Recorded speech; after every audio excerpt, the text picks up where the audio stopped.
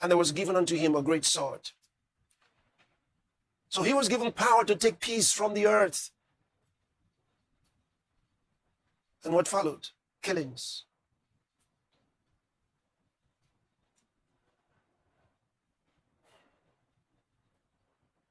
Years ago, during the administration of President Shehu Shagari in Nigeria, the people came to the conclusion that their young people weren't getting good jobs. They had certain economic problems after they had been prosperous for a few years.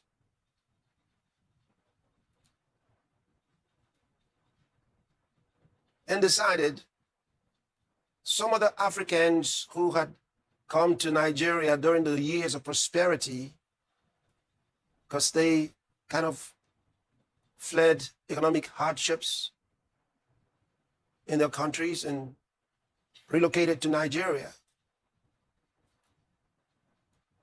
and took up different kinds of jobs.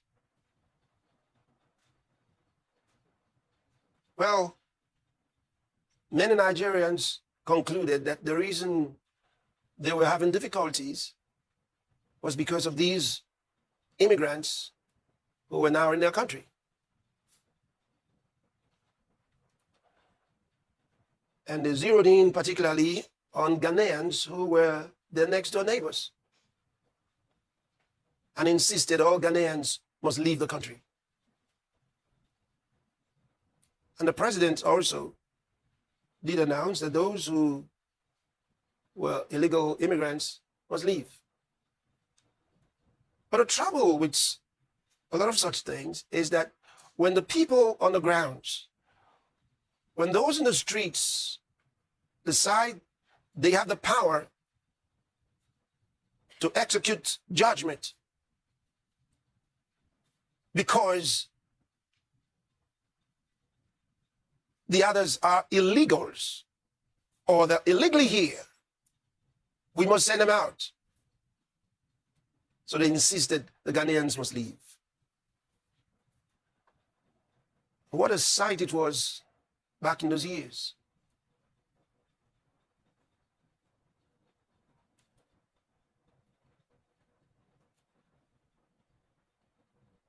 They had to go.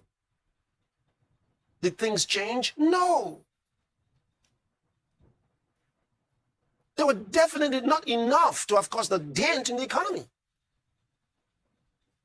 But they were the scapegoat. They were sent away in pain. They'd been here for several years. And they were to leave suddenly. So the Nigerians believed they had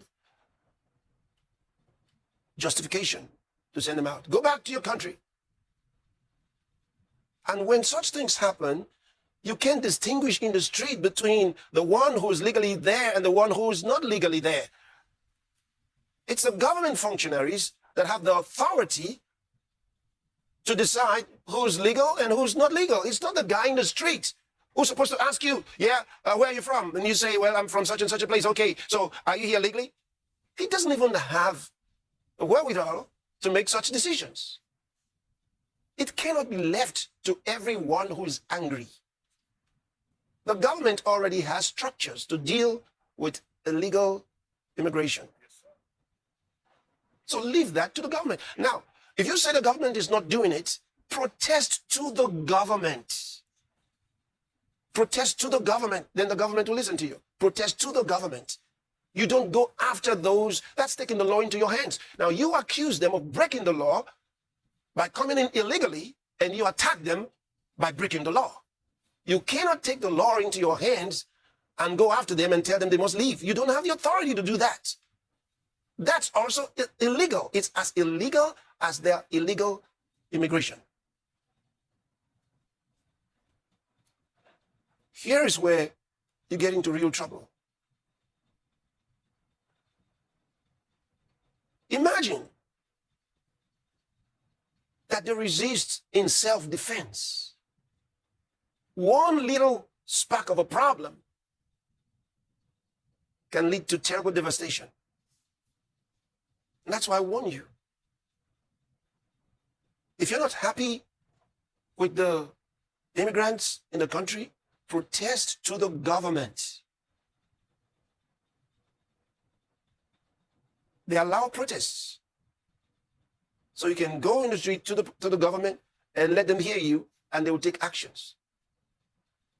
There are legal ways of dealing with such things. It's not appropriate for you, when you are not the law enforcement agent, it's not appropriate for you to give an ultimatum to the immigrants in your country and say, on such and such a date, you must leave. It's not okay. You're not authorized to do that. You don't have the right to do it. You are just as illegal in such an action as they are illegal in coming into your country without the right documentation. And that is assuming that you're only upset with those who came in illegally. The trouble doesn't stop there. When we say xenophobia, maybe you need to understand what it really is. It comes from two words, two Greek words, xenos and phobos. Xenos refers to a stranger or a foreigner.